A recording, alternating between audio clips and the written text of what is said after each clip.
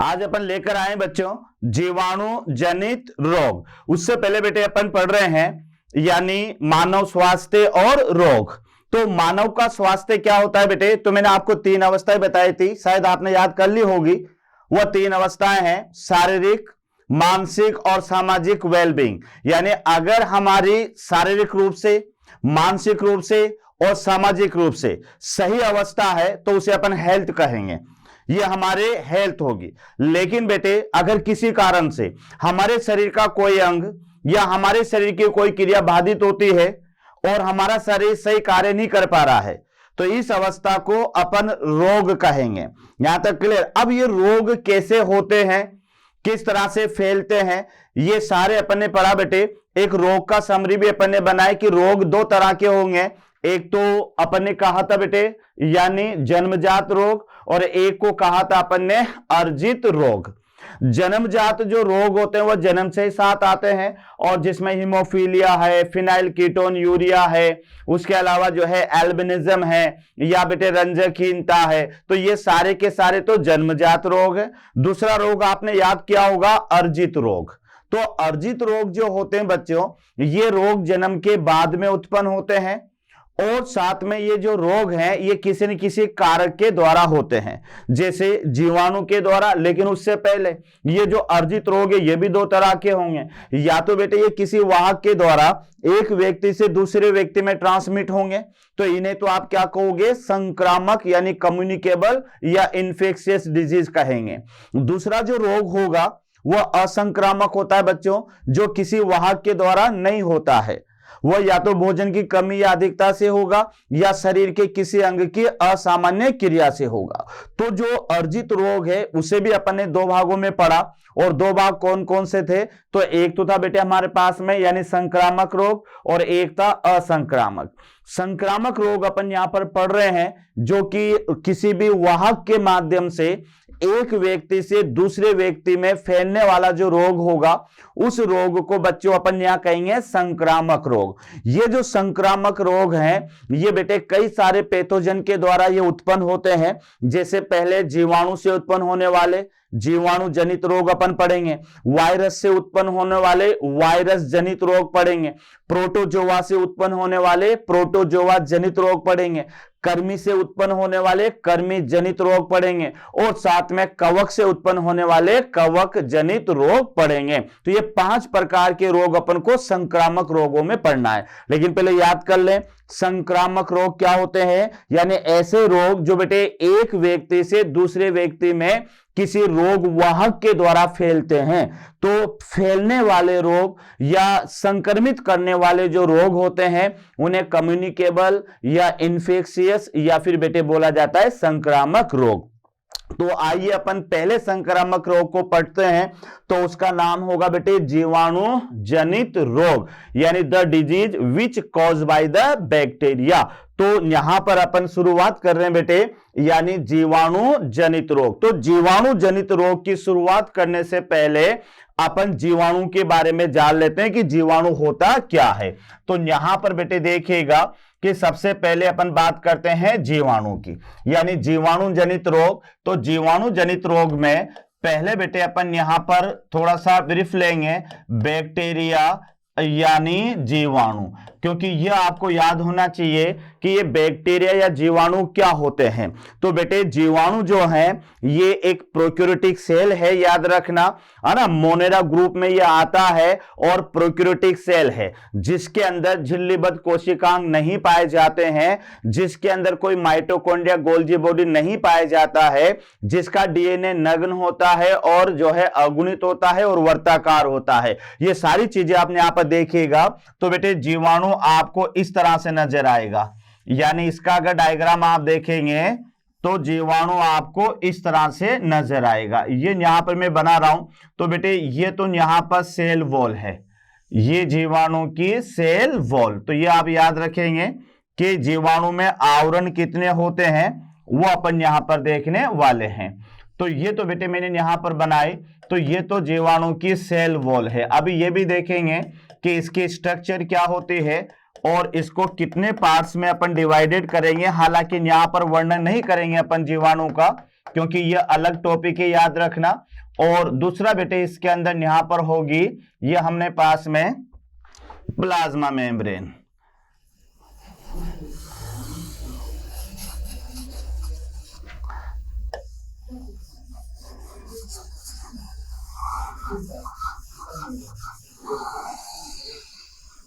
Plasma membrane, और plasma membrane के ऊपर इस तरह से बेटे यहां पर कैप्सूल होगा, जो इसका एक हार्ड कवच बनता है, और ये कैप्सूल इसको विभिन्न प्रकार की दवाइयों की प्रतिरोधकता से बचाता है या उसके प्रभाव से बचाता है। तो यह स्लिम लेयर है जिसको ग्लाइकोकैलिक्स भी कहेंगे।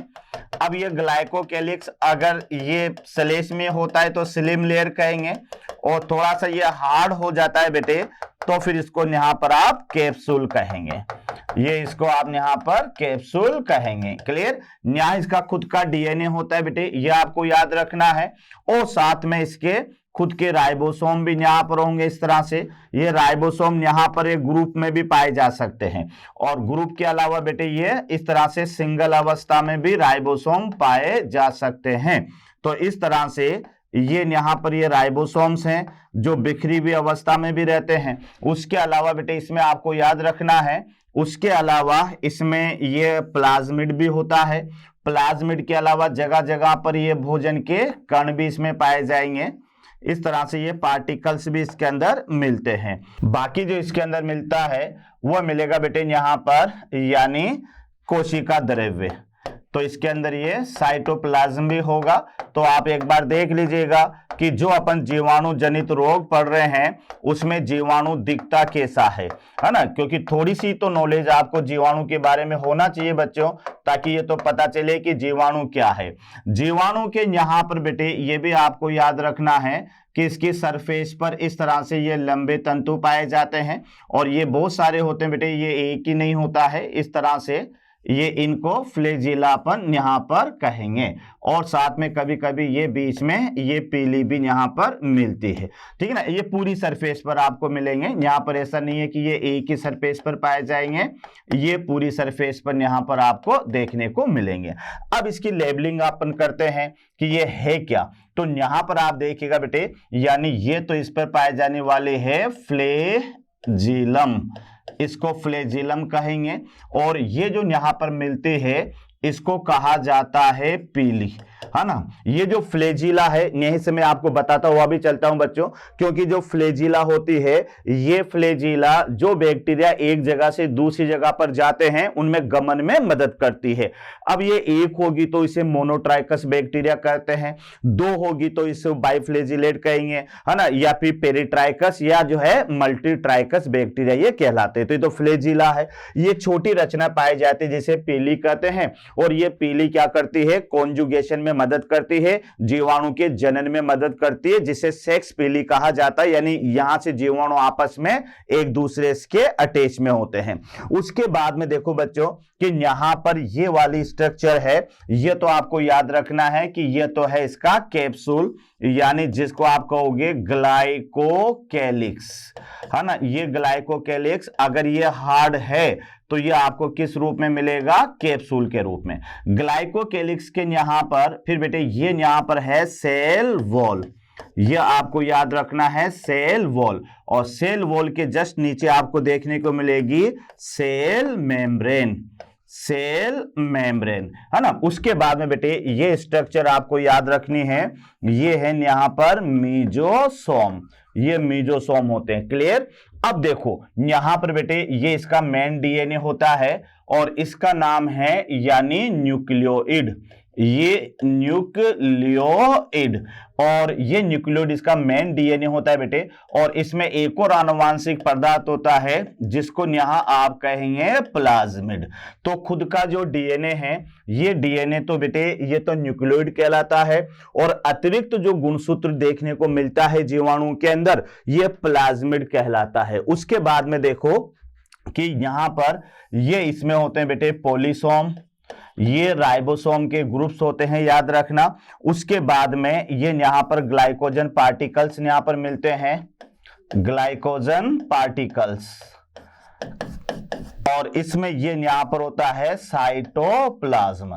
तो आप ये देख लें कि ये जो जीवाणु कोशिका है, ये जीवाणु कोशिका में कहीं पर भी आपको, और इन्हें आप राइबोसोम भी कह सकते हो बेटे, ये यहां पर है राइबोसोम।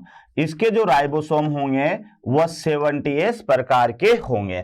तो ये एक जीवाणु कोशिका है जिसे आप ध्यान से समझ सकते हैं कि सबसे पहले अपन आवरण की बात करते हैं। तो जीवाणु कोशिका पर 3 आवरण होते हैं, जिसमें पहला ग्लाइकोकेलिक्स है, फिर बेटे सेल वॉल है, और फिर सेल मेम्ब्रेन है।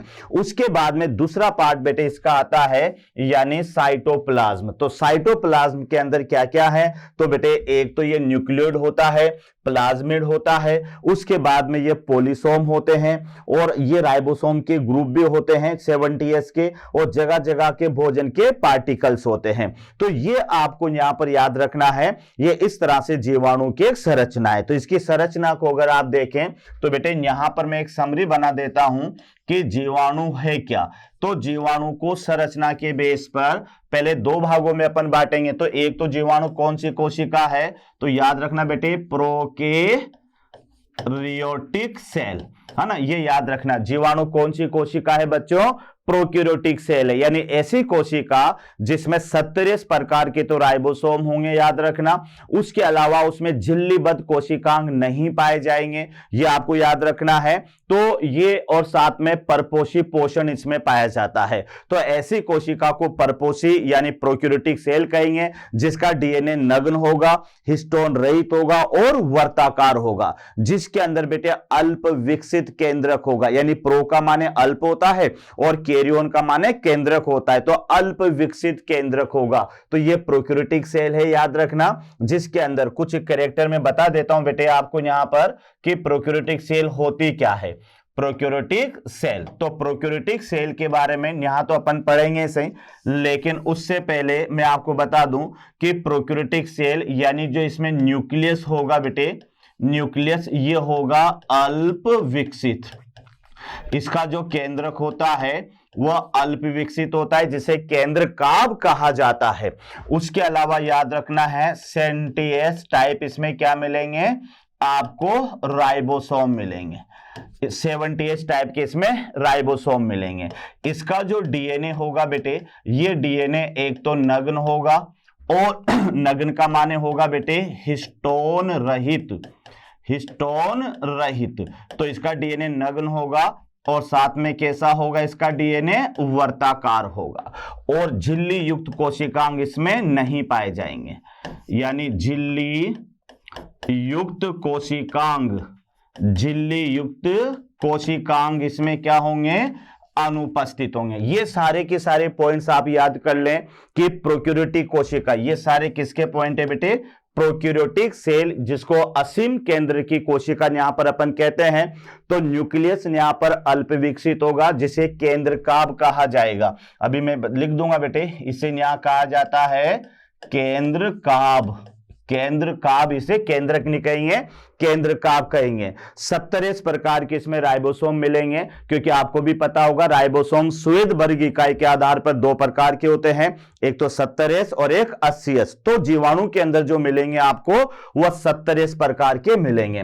डीएनए बेटे इसका जो होगा वह इस तरह से, ध्यान रखना, इसका डीएनए इस तरह से होता है, यानी नग्न होता है ना, और साथ में वर्ताकार होता है। बेटे नग्न क्यों होता है, क्योंकि जीवाणु के डीएनए के साथ में हिस्टोन प्रोटीन नहीं पाई जाती है। उसके बाद में इसमें झिल्ली युक्त कोशिकांग नहीं पाए जाएंगे, यानी जीवाणु के अंदर ऐसा कोई सा भी कोशिकांग नहीं होगा जो झिल्ली से सराउंडेड रहेगा, है ना। अब आपको कहोगे राइबोसोम भी तो कोशिकांग है, लेकिन बच्चों याद रखना, जो राइबोसोम होता है ये झिल्ली रहित कोशिकांग होता है, और ये प्रोकैरियोटिक और यूकैरियोटिक दोनों कोशिकाओं के अंदर आपको देखने को मिलेगा। तभी तो राइबोसोम को क्या कहा जाता है, इसे सर्वव्यापी कोशिकांग भी कहा जाता है। अब जीवाणु की संरचना देखो, तो संरचना में अपन यहां पर 2 पार्ट लेंगे।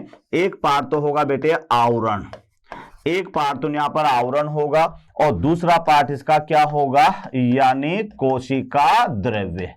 कोशिका द्रव्य। अब यहां पर देखो, जैसे ये जीवाणु है, अब जीवाणु में एक पार्ट तो बेटे यहां पर इस तरह से और एक पार्ट यहां पर ये हो गया हमारा कोशिका द्रव्य। तो ये वाला पार्ट तो बेटे क्या हो जाएगा, आवरण, और ये वाला पार्ट हो जाएगा आपका कोशिका द्रव्य। अब आवरण में कितने पार्ट होंगे, तो बेटे आवरण में अभी अभी मैंने कहा कि एक तो इसमें आपको क्या देखने को मिलेगा, ग्लाइकोकेलिक्स।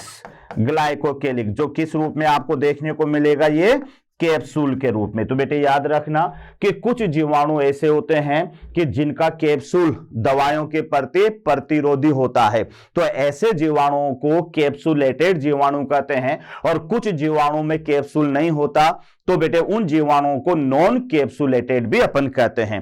कैप्सुलेटेड जीवाणु अधिकतर रोगकारी होते हैं और नॉन कैप्सुलेटेड जो होते हैं वह अरोगकारी होते हैं। दूसरा पार्ट बेटे इसके अंदर होगा तो ये होगा यहां पर सेल वॉल, और इसकी जो सेल वॉल होती है ये बने होते बेटे नाम और नाग की, है ना, नाम और नाग। अब ये नाम और नाग क्या है, तो बेटे नाम का मतलब है एन एसिटाइल म्यूरेमिक एसिड, और नाग का मतलब है, लिख देता हूं बेटे मैं यहां पर, यानी यहां पर ये जो नाम है यानी नाम, तो नाम का माने है एन एसिटाइल म्यूरेमिक एसिड, ये तो नाम है। और जो नाग आएगा बेटे ये कोई सांप नहीं है, तो ये होगा एन एसिटाइल ग्लूकोजामीन, ये इनके मतलब है। तो सेल वॉल जो होती है जीवाणु की वह पॉलीपेप्टाइड से मिलकर बनी होती है, और ये दो तरह के पॉलीपेप्टाइड होते हैं, एक तो नाम और एक नाग। नाम का माने एन एसिटाइल म्यूरेमिक एसिड और नाग का मतलब है एन एसिटाइल ग्लूकोजामीन। तो बेटे ये सेल वॉल याद रखना। उसके बाद में इसका तीसरा पार्ट होता है, यह होती है सेल मेम्ब्रेन। सेल मेम्ब्रेन, तो सेल मेम्ब्रेन जो होगी बेटे ये बनी होगी यानी लिपिड प्लस प्रोटीन। तो ये याद रखना, इस वजह से इसको बोला जाता है लाइपोप्रोटीन की लेयर, और इसी के अंतर्वलन से ये यहां पर बनाती है मीजोसोम। तो ये तो अपन यहां देखेंगे कि कोशिका द्रव्य में क्या क्या रचनाएं मिलती है, और ये कौन सी लेयर होती है, ट्रिपल लेयर होती है। तो याद रखना कि इसका जो आवरण है जीवाणु कोशिका का, उसके तीन पार्ट होते हैं, ग्लाइकोकेलिक्स, सेल वॉल और सेल मेम्ब्रेन। यहां तक क्लियर, क्योंकि बेटे ये टॉपिक अभी यहां का नहीं है, लेकिन चूंकि आप जीवाणु जनित रोग पढ़ रहे हैं तो आपको जीवाणु के बारे में याद भी होना चाहिए कि जीवाणु होते क्या हैं। उसके बाद में बेटे कोशिका द्रव्य में क्या क्या पाया जाता है, तो कोशिका द्रव्य में अपन देखते हैं सबसे पहले तो इसमें होता है केंद्रकाभ, है ना, केंद्रकाभ, जिसको आप इंग्लिश में बोल सकते हो यानी न्यूक्लियोइड। तो बेटे ये जो केंद्रकाभ होता है यह अल्प विकसित केंद्रक होता है। इस केंद्रक के चारों तरफ केंद्रक झिल्ली, केंद्रक द्रव्य और केंद्रिकाएं नहीं पाए जाते, मात्र केवल गुणसूत्रीय धागे होते हैं। उसके बाद में बेटे इसके अंदर आपको देखने को मिलेगा, जैसे मैंने लिखा था प्लाज्मिड, तो ये प्लाज्मिड जीवाणु कोशिका में मौजूद अतिरिक्त जो है डीएनए या गुणसूत्र होता है। उसके बाद में बेटे इसमें आपको देखने को मिलेंगे 70s राइबोसोम।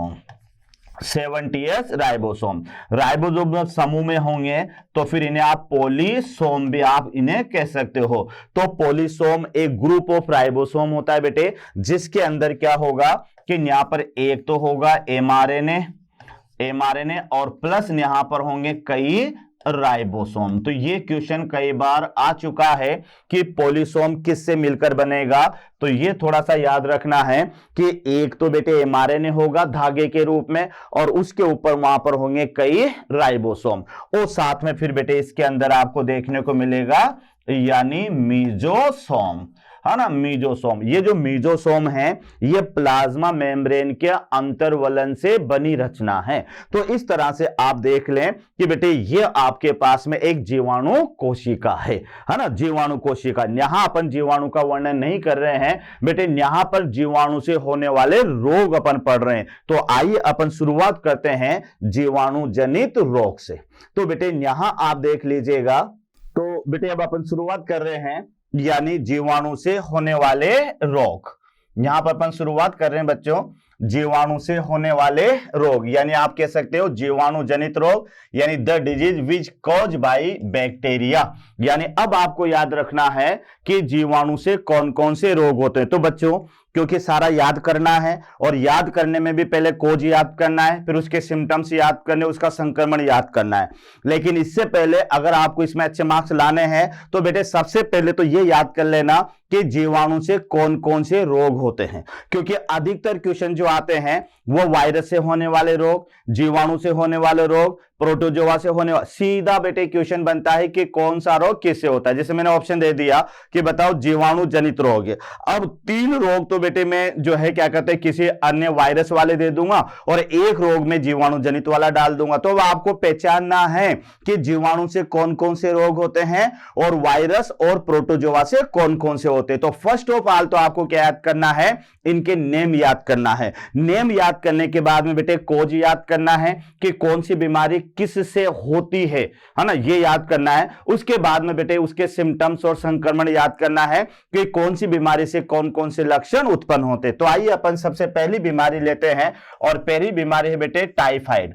तो टाइफाइड का नाम तो सभी ने सुन रखा होगा बच्चों, यानी इसको मोती जरा भी कहते हैं अपनी भाषा में, इसे मियादी बुखार भी कहते हैं। तो याद रखना ये है टाइफाइड। ये जो बेटे मैंने टेबल में ले रखी है ये आपके एनसीईआरटी की बुक के अकॉर्डिंग है, वरना बीमारियां तो बहुत सारी होती है, ध्यान रखना। तो मेन बीमारियों को अपन यहां पर ले रहे हैं।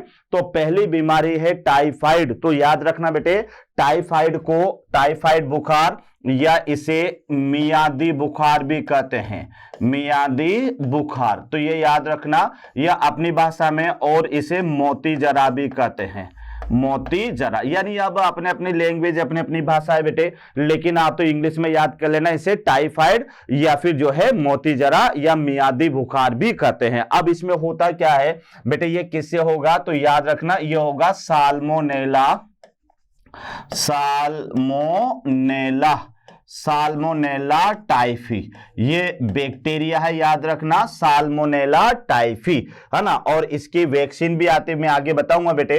तो साल्मोनेला टाइफी ये बैक्टीरिया है, रोग कारक है, ध्यान रखना, पैथोजन है जिससे टाइफाइड रोग होता है। अब देखो बेटे टाइफाइड रोग क्या है, मैं से आप नॉर्मल बता दूं कि हमारे घरों में जब ये किसी को मियादी बुखार होता है तो बेटे ये तो आपको भी पता है, वो लंबे समय से अगर बीमार कोई व्यक्ति रहता है और फिर अपन कहते हैं इसका तो मियादी बुखार बिगड़ गया है ना, तो फिर क्या होगा कि बेटे एक तो उसका शरीर कमजोर हो जाता है, उसको खाने में बदबू आने लगती है, ध्यान रखना, उसको सही खाना खाया नहीं जाता है, याद रखना, शरीर कमजोर होता जाता है और लंबे समय तक उसका बुखार बने रहता है। इसका बेटे एक वैक्सीन आती है जिसका नाम होगा TAB vaccine, typhoid A and B vaccine, तो वो भी मैं अभी बताऊंगा आपको। और साथ में इसका एक टेस्ट होता है जिसको विडाल टेस्ट कहते हैं।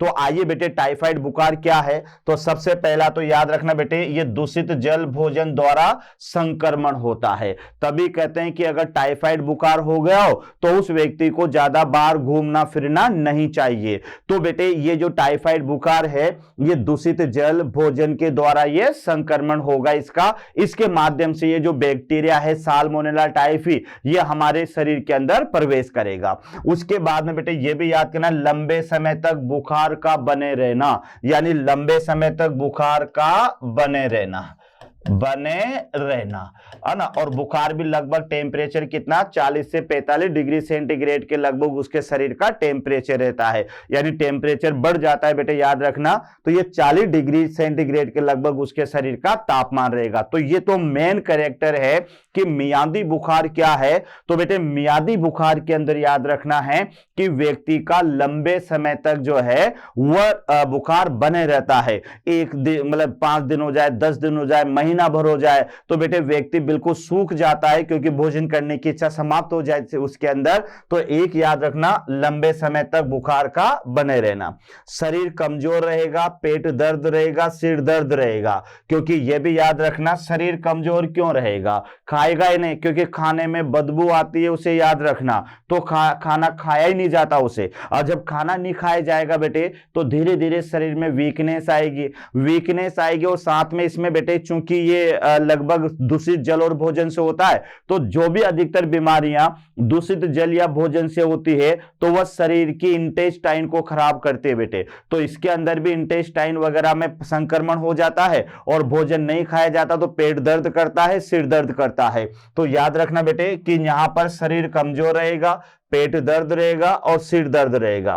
भूख में कमी और खाने में अरुचि, अरुचि भी आती है और साथ में ध्यान रखना ऐसा भी कहते हुए सुना है कि खाने में बदबू आती है, खाने में बदबू सी आती है बेटे। तो ये ध्यान रखना, उसे खाना नहीं खाया जाएगा, यानी खाना खाने लगे ऐसा लगेगा कि जैसे कि खाना बेकार है ना, ये ध्यान रखिएगा। तो शरीर कमजोर रहेगा, पेट दर्द रहेगा। क्यों रहेगा बच्चों? क्योंकि इसका संक्रमण आंत में होता है और हमारे पेट के अंदर ही हमारे शरीर के सारी इंटेस्टाइन प्रेजेंट होती है, तो उसके पेट में भी दर्द रहेगा और सिर में भी दर्द रहेगा। उसके बाद में देखो बेटे, भूख में कमी, ये मैंने आपसे शुरू में कह दिया था कि भूख में कमी होगी और खाने में अरुचि होगी, है ना। खाना उसको नहीं खाया जाएगा, ऐसा लगेगा कि जैसे कोई खाने में बदबू सी आ रही हो। तो जब बेटे खाने में अरुचि होगी और खाना ठीक से नहीं खाया जाएगा तो फिर क्या होगा? उसके शरीर में एनर्जी की कमी आती जाएगी और जैसे जैसे शरीर में एनर्जी की कमी आती जाएगी वैसे वैसे उसका शरीर कमजोर होता जाएगा। अब जब कमजोर होता जाएगा तो आए दिन बुखार भी बना रहेगा और सिर दर्द भी बना रहेगा। तो बेटे याद रखना कि शरीर कमजोर, पेट दर्द, सिर दर्द रहेगा, खाने में कमी रहेगी क्योंकि खाने में अरुचि ये दिखाता है।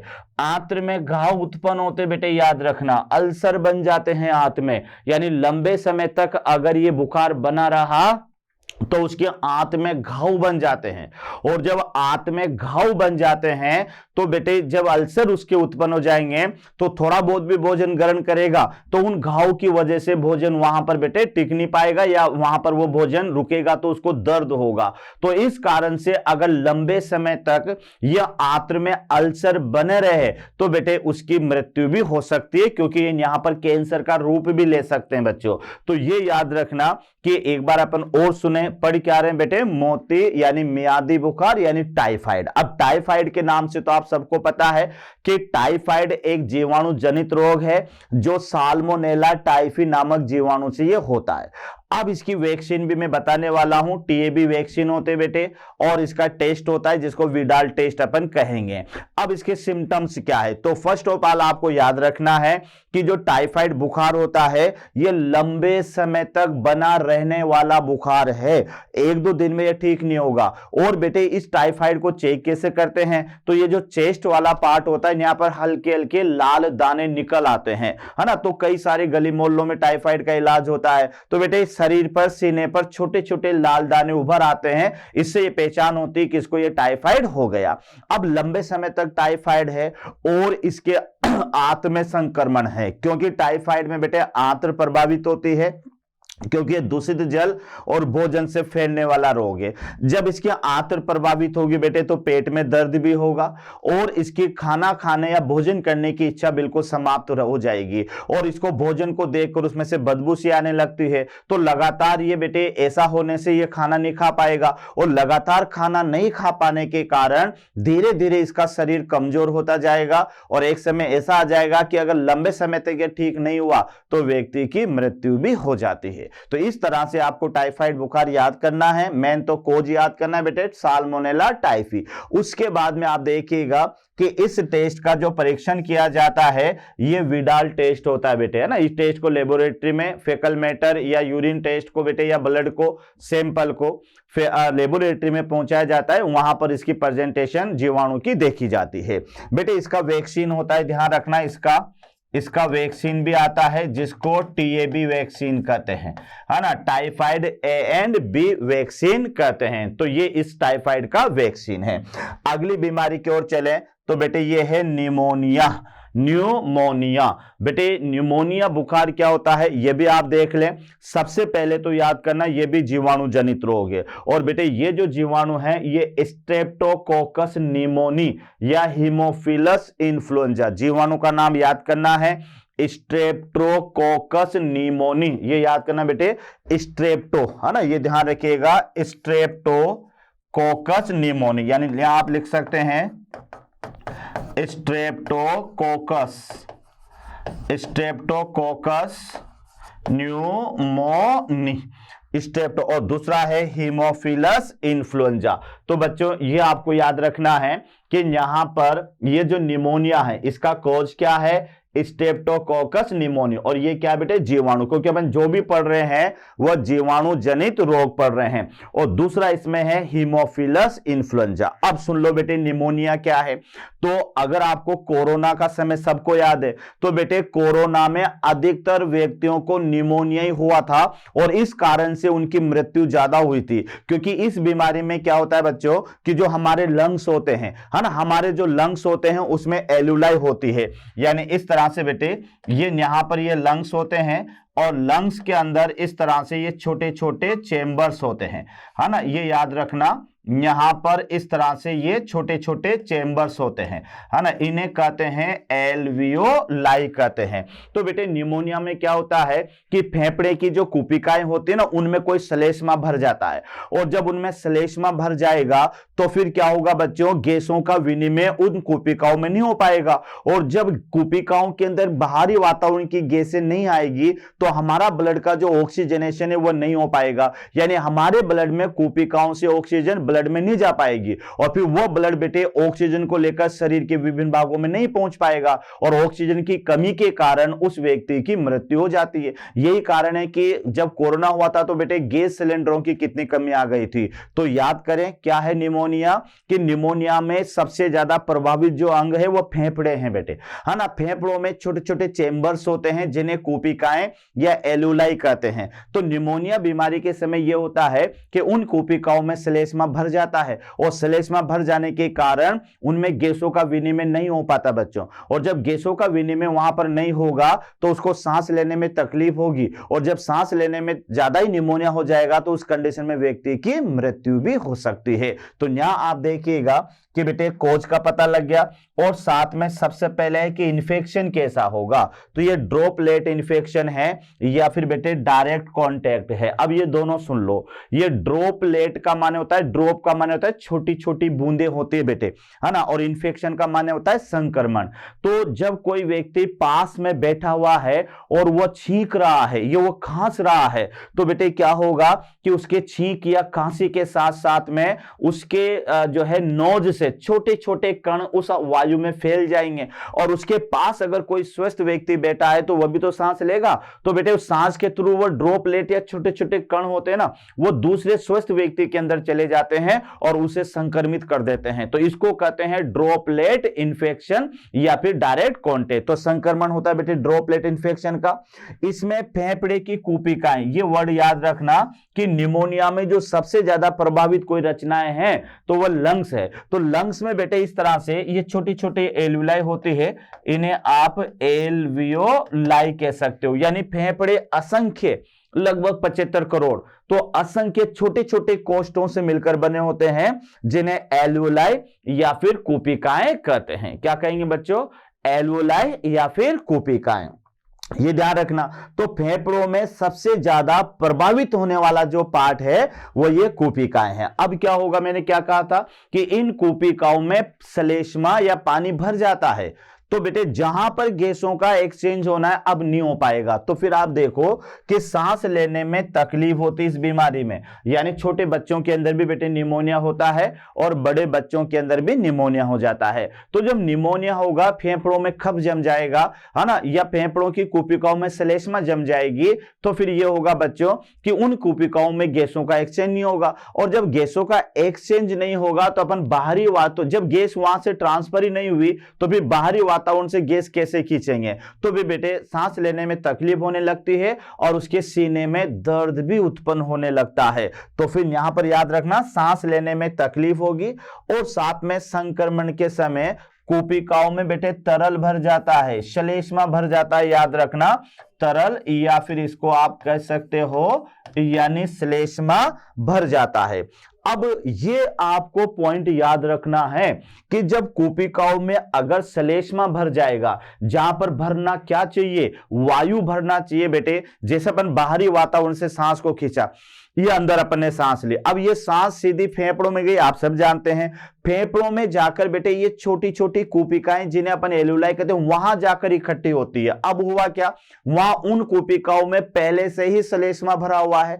अब अपन ने सांस को खींचा, लेकिन खींचने के साथ जहां जाकर बेटे ये वायु संग्रहित होती वहां पहले से ही तरल भरा हुआ है, तो वहां जाकर ये संग्रहित नहीं होगी, तो अपन चाहकर भी वायु को अंदर नहीं खींच पाएंगे। और जब वायु को अंदर नहीं खींच पाएंगे और ऑक्सीजन हमारे शरीर की कोशिकाओं में नहीं पहुंच पाएगी तो हमारा सांस फूलना शुरू हो जाएगा बेटे, सांस लेने में तकलीफ आएगी, सांस फूलना शुरू हो जाएगा और सीने में दर्द होगा, और सही समय पर अगर इलाज नहीं मिला तो व्यक्ति की मृत्यु भी हो जाती है, जैसा कोरोना काल में हुआ। यानी 80% व्यक्ति जो मरे ना बेटे वो सांस की तकलीफ से मरे हैं, निमोनिया के कारण मरे हैं, है ना। उसके बाद में आप देखो इसमें बुखार भी आएगा, इसमें कांसी होगी और सिर दर्द होगा, क्योंकि निमोनिया है ना। निमोनिया में होगा तो सांस में तकलीफ तो होगी इसे, लेकिन बेटे बुखार भी आता है और साथ में सिर दर्द और जो है ये खांसी वगैरह भी इसमें आती है। और ज्यादा गहरा निमोनिया हो जाता है तो उस व्यक्ति के होंठ और ये जो अंगुलियों के पोर होते हैं ना बेटे ये नीले पड़ना शुरू कर देते हैं। अब आप कहोगे ये क्या बात हुई, ये नीले पड़ना शुरू क्यों हुए? तो अब ध्यान से समझो, क्योंकि बेटे जितना ज्यादा कूपिकाओं में श्लेष्मा भरा होगा, जितना ज्यादा कूपिकाओं में श्लेष्मा भरा होगा उतनी ऑक्सीजन की सप्लाई रुक जाएगी। ध्यान रखना, क्योंकि कूपिकाओं से जो बाहरी वातावरण से ऑक्सीजन को अपन ने खींचा है वो कूपिकाओं से रक्त में आती है और रक्त के माध्यम से वो ऑक्सीजन बेटे हमारे शरीर के सभी भागों में जाती है।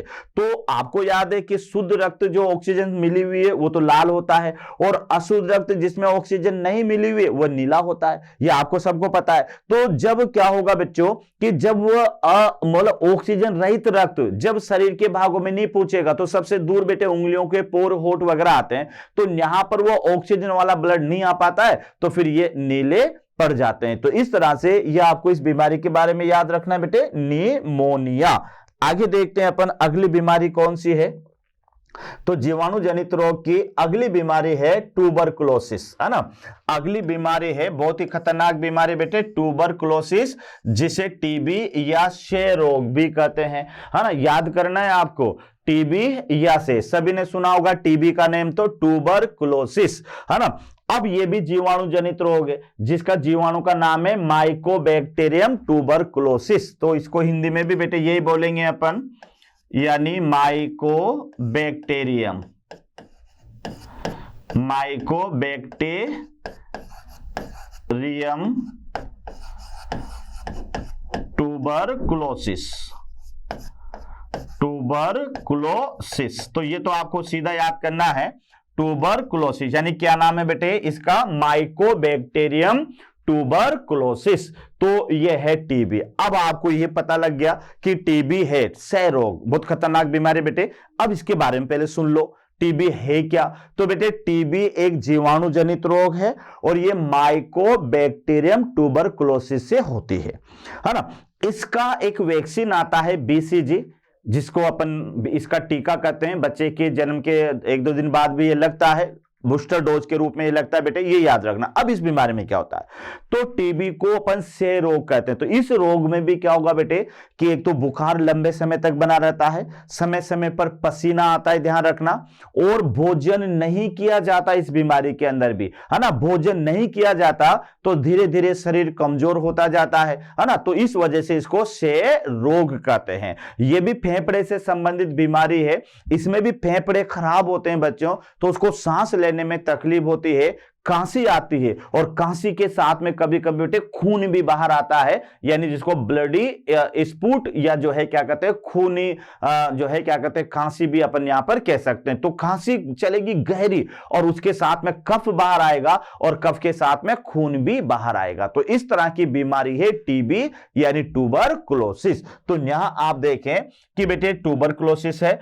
अब ये वाला है, ये भी ड्रॉपलेट इंफेक्शन है। तो बेटे ये तो याद हो ही गया होगा कि ड्रॉपलेट या डायरेक्ट कॉन्टेक्ट मतलब क्या है कि जो मान लो कोई टीबी का पेशेंट हमारे पास में है, जब वो खांसता है बच्चों तो फिर उसके श्वास से, नाक से छोटे छोटे कण बाहर फैल जाएंगे, और उसके पास अगर कोई स्वस्थ व्यक्ति बैठा हुआ है तो वो ड्रॉपलेट या जो कण होते हैं वो उसके सांस में चले जाएंगे और वो भी बीमार पड़ जाएगा। तो जब भी टीबी वाले पेशेंट के पास में बैठे या बेटे उसकी सेवा करें तो हमेशा या तो खुद भी मास्क लगाए या फिर उसके ऊपर भी मास्क लगाए, या खांसे तो बेटे वो कपड़ा या हाथ लगा ले मुंह पर। ये जरूर आप याद रखना, जुकाम है ना, ये टीबी है, ये अभी अपने दूसरा रोग पड़ा निमोनिया, ये सब बेटे ड्रॉपलेट संक्रमण से फैलते हैं। किसी के छींकने या कांसने के कारण ये दूसरे व्यक्ति में ये ड्रॉपलेट जाती है और उसको संक्रमित कर देती है। उसके बाद में बेटे याद रखना कि इसमें बुखार रहेगा, खांसी रहेगी और थूक यानी जो है बलगम जिसको कहते हैं बेटे, बलगम यानी खखार जिसको कहते हैं, तो उसके साथ में यहां पर खून बाहर आता है। तो ये थोड़ा सा याद रखिएगा। और इसमें एक तो फेफड़े और जॉइंट्स सबसे ज्यादा प्रभावित होते हैं। मैंने आपसे शुरू में कह दिया था बेटे लंग्स, यानी लंग्स का माने होता है फेफड़े। तो इस बीमारी में फेफड़े परेशान मतलब जो है क्या कहते हैं प्रभावित होते हैं, क्योंकि वहां पर भी बेटे सांस लेने छोड़ने में तकलीफ शुरू होती है। और जॉइंट पेन होता है जबरदस्त, क्योंकि कमजोरी आएगी तो फिर जॉइंट्स पेन भी यहां पर रहेगा। तो याद रखना इसमें लंग्स और जॉइंट्स यहां पर प्रभावित होते हैं। लगातार बुखार बना रहेगा, खांसी आएगी और साथ में बलगम के साथ में खून भी बाहर आएगा।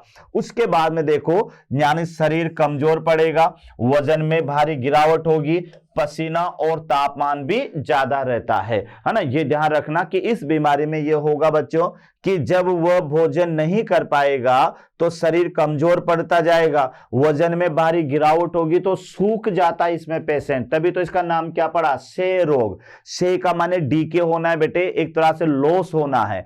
तो इसमें जब भोजन प्रॉपर्ली नहीं कर पाएगा तो शरीर उसका कमजोर होता जाएगा, और शरीर कमजोर होते होते बेटे उसके वजन में भारी गिरावट आ जाएगी, है ना, वो सूखता चला जाएगा एक तरह से।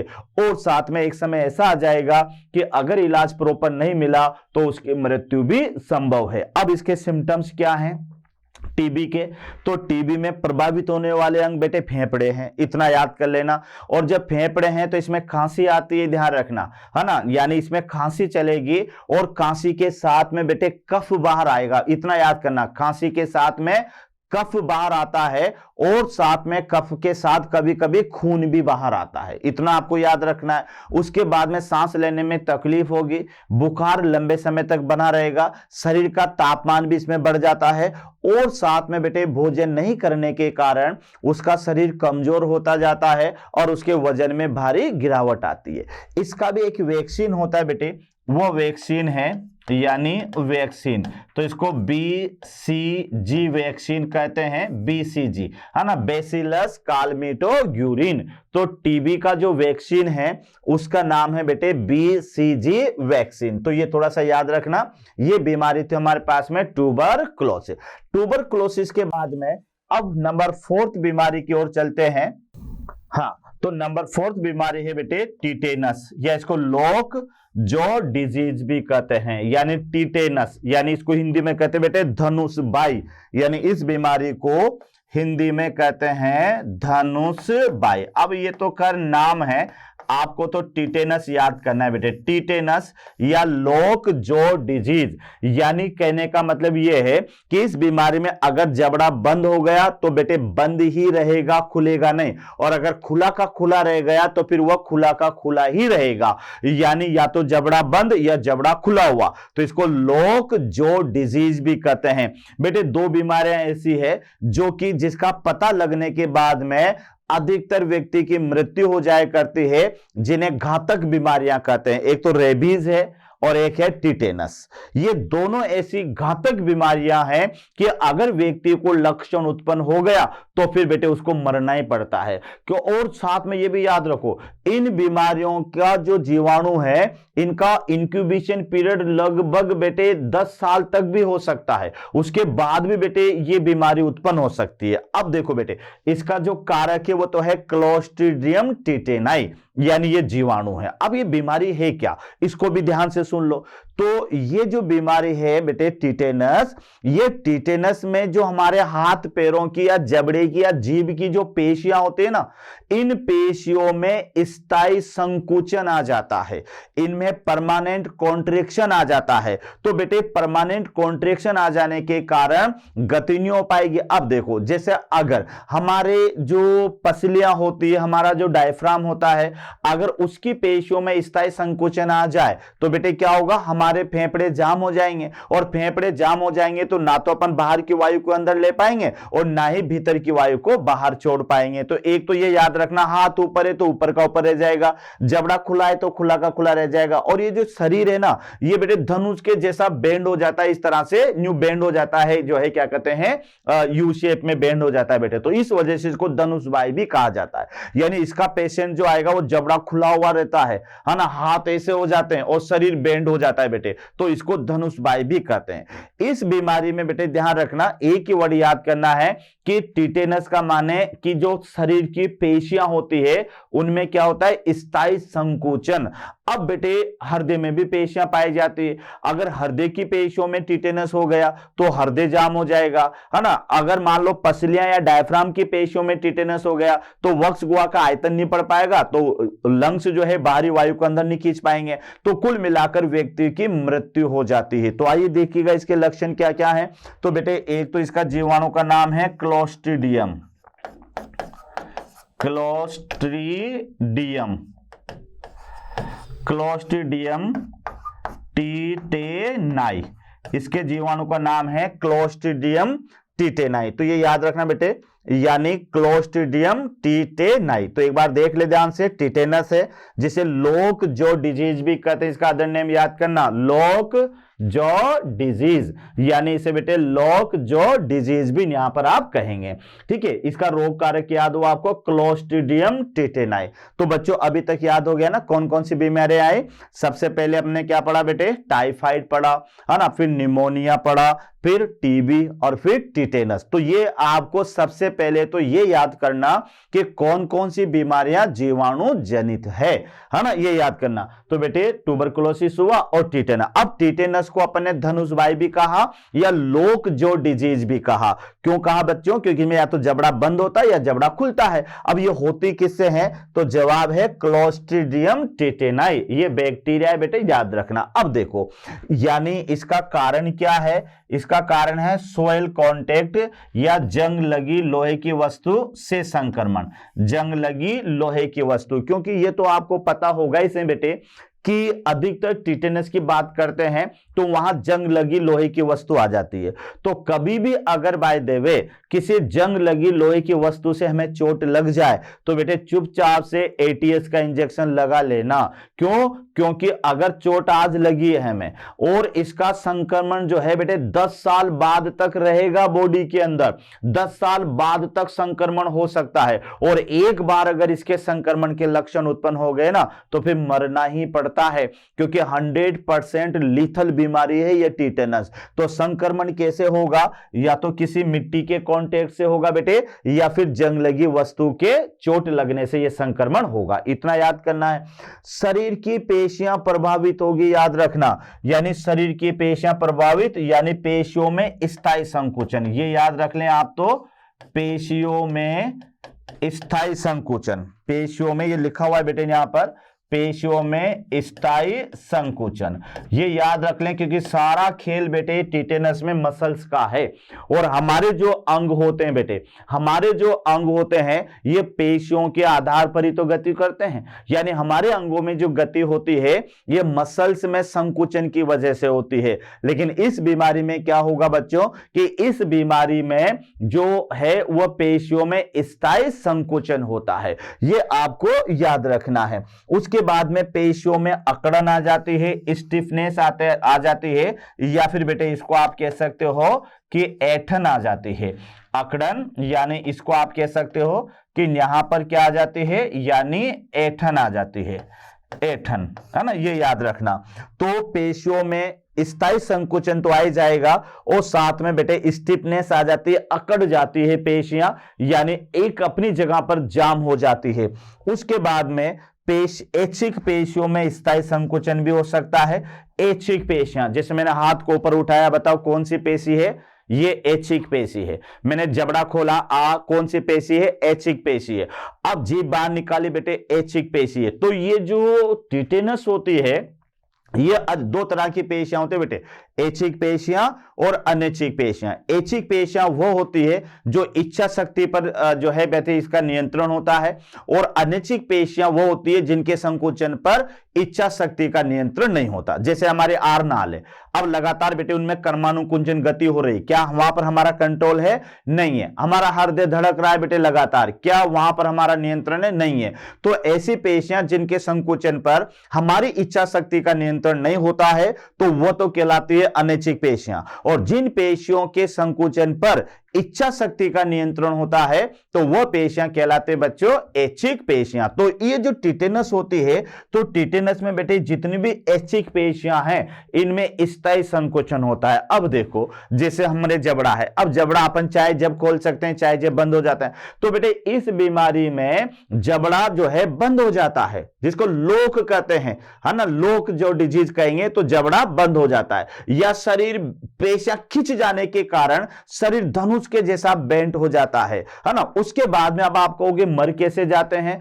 तो हमारे जो फेफड़े होते हैं ना बच्चों, तो ये फेफड़ों का फूलना या पिचकना ये वक्ष गुहा के आयतन पर निर्भर करता है। और वक्ष गुहा का जो आयतन है वह डायफ्राम की पेशियां और पसलियों की पेशियों में संकुचन के कारण बढ़ता है। जब डायफ्राम की पेशियां और पसलियों की पेशियों में स्थायी संकुचन आ जाएगा, तो बेटे वक्ष गुहा का आयतन वहीं का वहीं रह जाएगा, ना तो बढ़ेगा ना घटेगा। तो फिर फेफड़े ना तो फूलेंगे ना पिचकेंगे, यानी बाहर की वायु को ना तो अपन अंदर ले पाएंगे, ना ही बाहर छोड़ पाएंगे, और इस कारण से उस व्यक्ति की मृत्यु हो जाती है। इतना आपको याद रखना है। उसके बाद में बेटे इसमें मुख खुला या बंद हो जाता है। अब देखो इसके जो इंजेक्शन आते हैं बेटे, इस बीमारी के इंजेक्शन, तो ये इंजेक्शन तो कहलाते हैं एटीएस, है ना, एंटी टिटेनस सीरम। तो ये आप भी याद करना है और स्टूडेंट को भी बताना है। अगर किसी के जंग लगी वस्तु से चोट लग जाए, याद रखना बेटे, अगर जैसे मान लेते हैं घर में है, पुराना चाकू है, कुछ चीज काट रहे हैं, हमारा हाथ कट गया, या कोई पुरानी कोई कील निकली हुई है उससे हमारे लग गई, तो अगर बाय द वे किसी जंग लगी वस्तु से हमें चोट लग जाती है, तो उसे यह सलाह दें कि बेटे वह एटीएस का इंजेक्शन लगा लें, एंटी टिटेनस सीरम, ये लग, जिसके बाद में फिर निश्चित हो जाए कि बाद में कोई संक्रमण का खतरा नहीं रहेगा। उसके बाद में बेटे इसकी वैक्सीन भी आती है, इसकी वैक्सीन भी आती है, और ये वैक्सीन है डीपीटी, यानी ट्रिपल वैक्सीन है, याद रखना, जो डिप्टीरिया में भी काम आती है, पर्ट्यूसिस में भी काम आती है, और साथ में जो है टिटेनस में भी काम आती है। तो ये आपको याद रखना है बच्चों। तो ये छोटी बीमारी थी टिटेनस, जो किसके द्वारा होती है? क्लोस्ट्रिडियम टिटेनाई के द्वारा। जंग लगी वस्तु या मिट्टी के संपर्क में आने से बीमारी होती है। शरीर की पेशियां इसमें कमजोर हो जाती है, और साथ में उनमें स्थायी संकुचन होता है, पेशियों में अकड़न आ जाती, कुल मिलाकर पेशियों से रिलेटेड बीमारी है। तो पेशियों में अकड़न आ जाती है, ऐठन आ जाती है, या स्टिफनेस आ जाती है, जिससे पेशियां जहां है वहीं की वहीं अकड़ जाती है, ध्यान रखना, वहीं की वहीं अकड़ जाती है, याद रखिएगा। उसके बाद में बेटे यहां पर ऐच्छिक पेशियों में भी स्थायी संकुचन हो जाता है, इसमें मुख या तो खुला रहेगा या बंद रहेगा। इसका इंजेक्शन आता है एटीएस, और इसकी वैक्सीन आती है डीपीटी। अच्छा बेटे यहां पर एक बीमारी और है, अगर आपको किसी को याद हो तो इसका नाम है टीटेनी। टीटेनी यह हार्मोनल रोग है, याद रखना, टीटेनी यह हार्मोनल रोग है, ये याद रखना बेटे, टीटेनी हार्मोनल रोग है, और ये पीटीएच हार्मोन की कमी से होता है। तो ये थोड़ा सा आप याद रख लें कि टीटेनी और टीटेनस में अंतर है बेटे। टीटेनस तो जीवाणु जनित रोग है, और टीटेनी हार्मोनल रोग है, और ये जो है पीटीएच हार्मोन की कमी से ये रोग होता है। तो ये तो था हमारे पास में, यानी जो है लॉक जॉ डिजीज। अगली डिजीज की ओर आगे बढ़ते हैं बच्चों अपन। अगली बीमारी, तो अगली बीमारी होती है यानी लेप्रोसी, जिसको अपन कहेंगे कुष्ठ रोग। तो ये याद रखना बच्चों कि जिसने कोई बुरे कर्म किए होंगे उसी व्यक्ति को ये बीमारी होती है, कहते ना पुराने जन्मों का फल भुगत रहा है ये। तो ये ध्यान रखना बेटे, क्योंकि इस बीमारी में क्या है, ये कोड है, यानी कुष्ठ रोग को अपनी भाषा में अपन इसे कोड कहते हैं बेटे। है ना, कोड का तो नाम से होगा ना, कोड हो गई इसको तो, है ना। तो अब है क्या बेटे ये बीमारी, जीवाणु जनित है, तो नाम तो वही जो है माइकोबैक्टीरियम लेप्री है, ये जीवाणु का नाम है। लेकिन बेटे इस बीमारी में होगा क्या, ये ध्यान से समझने की बात है, क्योंकि ये बीमारी होने के बाद में घर वाले भी बेटे व्यक्ति को कहीं बाहर छोड़ आते हैं, घर में रखना पसंद नहीं करते हैं।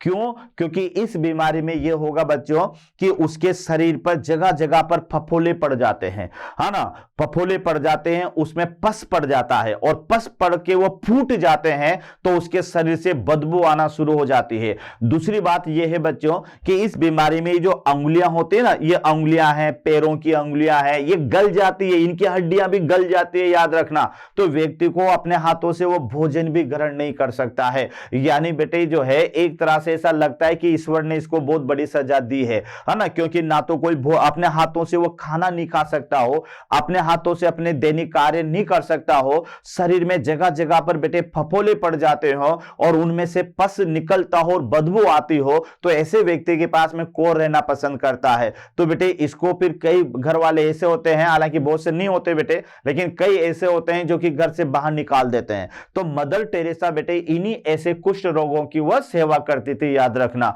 तो यह बीमारी है कुष्ठ रोग यानी कोढ़। तो बेटे ये त्वचा से संबंधित बीमारी है, और साथ में इसमें जो हमारी त्वचा है उसकी जो संवेदनशीलता वो खत्म हो जाती है। जैसे हाथ की संवेदनशीलता खत्म हो गई तो उंगलियों गलना शुरू कर देती है ना, और शरीर पर जगह जगह फफोले पड़ जाते हैं। तो आप देखो कि बेटे इसका जो कोज है, तो कोज का नाम तो वही आपको याद रखना है, Mycobacterium, Mycobacterium, Mycobacterium leprae, Mycobacterium leprae. तो ये तो बेटे आपको जीवाणु का नाम याद रखना है। अब ये है डायरेक्ट कॉन्टैक्ट यानी सीधे संपर्क से, ये जो होगी ये सीधे संपर्क से, यानी ये जो बीमारी होगी बेटे, क्योंकि मैंने आपसे क्या कहा कि अगर किसी के घर में ये पेशेंट है तो घर वाले इसको बाहर छोड़कर आ जाते हैं। कारण क्या है, क्योंकि बेटे ये अभी तो उसको हुआ है, लेकिन ये धीरे ये संपर्क से फैलने वाली बीमारी है ना, ये सीधे संपर्क से फैलने वाली बीमारी है, तो उसके साथ वाले व्यक्तियों को भी ये रोग हो सकता है। तो एक तो याद रखना कि ये डायरेक्ट कांटेक्ट से ये बीमारी होती है या सीधे संपर्क से होती है। और इसमें सबसे पहला है कि त्वचा सबसे ज्यादा प्रभावित होती है बेटे, याद रखना। यानी मैंने शुरू में आपसे बता दिया था कि कुष्ठ या कोढ़ रोग जो होगा बेटे, तो कोढ़ कोई अंदर लीवर में तो नहीं होता, किडनी में तो नहीं होता। कुष्ठ रोग या जो कोढ़ होती है वो उसके शरीर की सतह पर ही होती है। तो सतह पर क्या होती है, त्वचा। तो इस बीमारी में सबसे प्रभावित होने वाली कोई रचना है तो वह है त्वचा।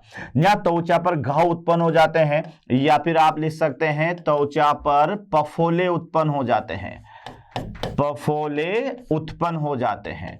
फफोले माने पफ होते हैं बेटे एक तरह से, जिनमें जो है श्लेष्मा भरी हुई रहती है, जगह जगह पर फोड़े पुंछिया जिसको अपन कहते हैं वो उत्पन्न हो जाते हैं, लीजन बन जाते हैं त्वचा में।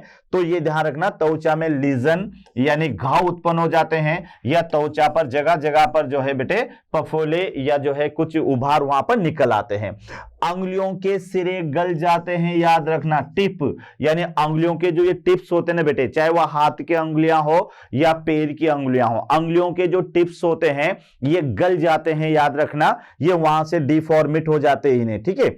और साथ में प्रभावित अंगों की संवेदनशीलता समाप्त हो जाती है। संवेदनशीलता का मतलब यह है कि बेटे अगर मान लो हाथ में उसके कोढ़ हो गया तो चाहे सुई चुभाओ आप उसके, वहां पर उसको दर्द नहीं होगा। यही कारण है कि उसकी अंगुलियां धीरे धीरे गलते गलते गिरती जाती है, लेकिन पेशेंट को दर्द तक नहीं होता। कारण क्या है, क्योंकि बेटे उस अंग की संवेदनशीलता समाप्त हो गई, उस अंग में संवेदनाओं को ग्रहण करने की क्षमता समाप्त हो गई। और जब कोई अंग संवेदनाओं को ग्रहण नहीं करेगा और संवेदनाएं उसके मस्तिष्क तक नहीं पहुंचेगी तो उसे फिर दर्द का आभास नहीं होगा। तो बच्चों याद रखना कि प्रभावित अंग की इसमें क्या होती है बेटे, संवेदनशीलता समाप्त हो जाती है। और साथ में त्वचा पर ये फफोले उत्पन्न होते हैं जिसमें क्या भरा हुआ रहता है, श्लेष्मा भरा हुआ रहता है। तो ये ध्यान रखना कि ये फफोले जब बड़े हो जाते हैं और फूल फूल कर जब ये फटते हैं तो बेटे उनमें से बदबू आती है और बहुत ही खतरनाक मंजर होता है बेटे ये। तो ये था कुष्ठ रोग, तो बहुत ही खतरनाक बीमारी है जिसे कोढ़ भी अपन कहते हैं। और ये माइकोबैक्टीरियम लेप्री से बेटे, लेप्री से ये होता है। लक्षण सीधे से याद रखना, कोड, तो कोड में बेटे आपको याद रखना है कि ये एक सीधे संपर्क से होने वाली बीमारी है, इतना आपको याद रखना है। उसके अलावा बेटे त्वचा इसमें सबसे ज्यादा प्रभावित अंग है, इतना आपको याद रखना है। और साथ में याद रखना है बच्चों कि इस बीमारी के अंदर बेटे त्वचा में जगह जगह पर फफोले पड़ जाते हैं और उसमें जो है श्लेष्मा या तरल भर जाता है और ये फफोले फूल फूल कर फटते जाते हैं, जिससे बदबू सी आती है। दूसरी बात, इनमें जो अंगुलियां होती है, चाहे वह हाथों की हो या पैरों की हो, तो ये डिफॉर्मिट होना शुरू हो जाती है, गलना शुरू हो जाती है, इनमें सिरे पर घाव उत्पन्न होते हैं। और साथ में जहां पर बेटे ये रोग होगा, जिस अंग को ये प्रभावित करेगा, उसकी संवेदनशीलता समाप्त हो जाती है। संवेदनशीलता समाप्त होने का मतलब यह है कि वह अंग अब संवेदनाओं को जो है मस्तिष्क तक नहीं पहुंचा पाएगा। तो एक तो ये ध्यान रखिएगा बेटे। तो ये था यहां पर कुष्ठ रोग यानी जो है लेप्रेसी, बहुत ही खतरनाक बीमारी है। उसके बाद में बेटे अन्य रोग भी याद करना है, प्लेग, है ना। ये मैं सीधे बता रहा हूं बेटे क्योंकि कोई ज्यादा डिस्क्रिप्शन नहीं है आपके एनसीईआरटी के अंदर, तो इस वजह से अपन ज्यादा बीमारियां यहां पर नहीं ले रहे, लेकिन फिर भी आपको याद करना है कि अन्य बीमारियों में बेटे प्लेग, जिसे काली मौत भी कहते हैं, प्लेग या फिर काली मौत कहते हैं।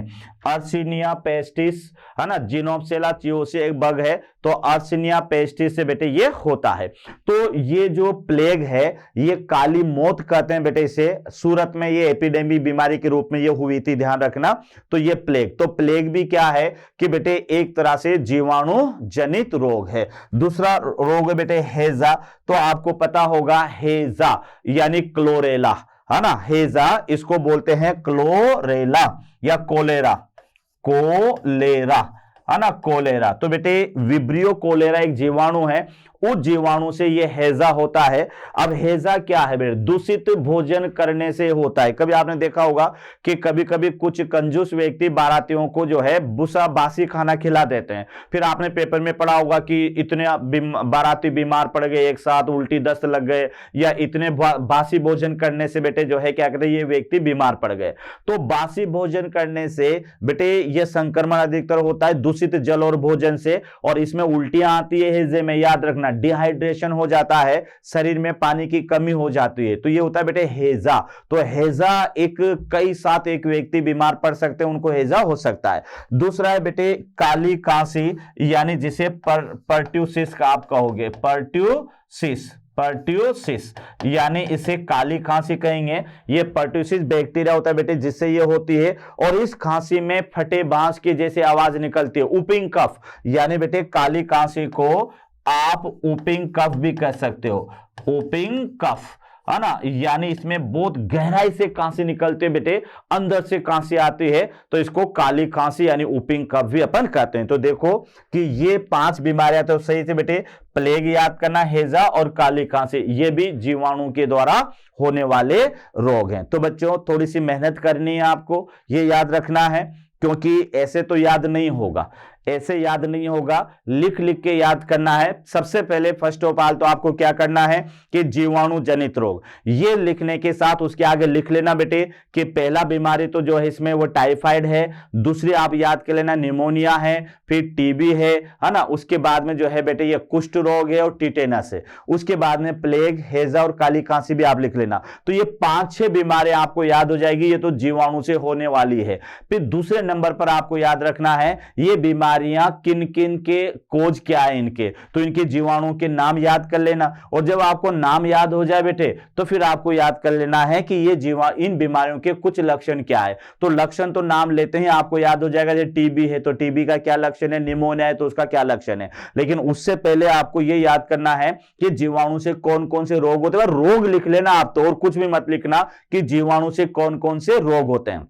जब तुम्हें रोग याद हो जाए तो बेटे कई सारा 80% तो क्वेश्चन ये आते हैं कि जीवाणु से कौन कौन से रोग होते हैं। तो एक रोग वो जीवाणु वाला दे देगा, 3 रोग कोई वायरस वाला दे देगा, या न्यू दे देगा कौन सा जीवाणु जनित रोग नहीं है, तो एक रोग कोई वायरस वाला दे देगा, 3 रोग वो जीवाणु वाले दे देगा। तो बेटे फिर आपको इन रोगों के नाम याद होना चाहिए कि कौन कौन से रोग जीवाणु से होते हैं। तो यहां तक इस तरह से आप इसको याद कर सकते हैं। रटने की कोशिश करोगे तो भूलोगे बेटे, है ना, तो लिख लिख के थोड़ा सा याद करना। और इसी के साथ में बेटे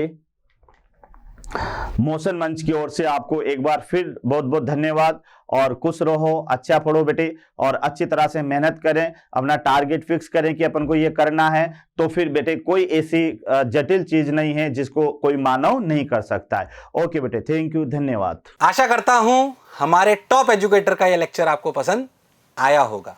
अगर पसंद आया है तो वीडियो को लाइक करिए, चैनल को सब्सक्राइब करिए और शेयर भी करिए, क्योंकि ज्ञान बांटने से बढ़ता है और सही बताऊं तो पुण्य भी मिलता है। मुझे सुनने के लिए बहुत बहुत धन्यवाद। Thank you.